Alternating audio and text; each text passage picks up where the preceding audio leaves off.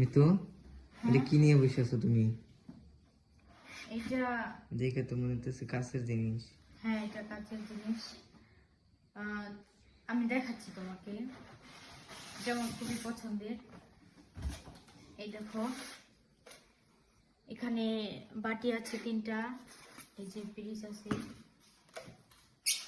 এই যে বাটি, চামচ আছে, এই যে চামচ,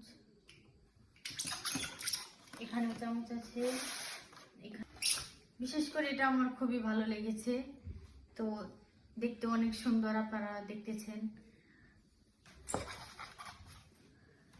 এটা কিন্তু আমাদের বিয়ের মধ্যে মামা দিছিল, তো মামাকে অনেক ধন্যবাদ আমাকে এত সুন্দর একটা মানে জিনিস দেওয়ার জন্য।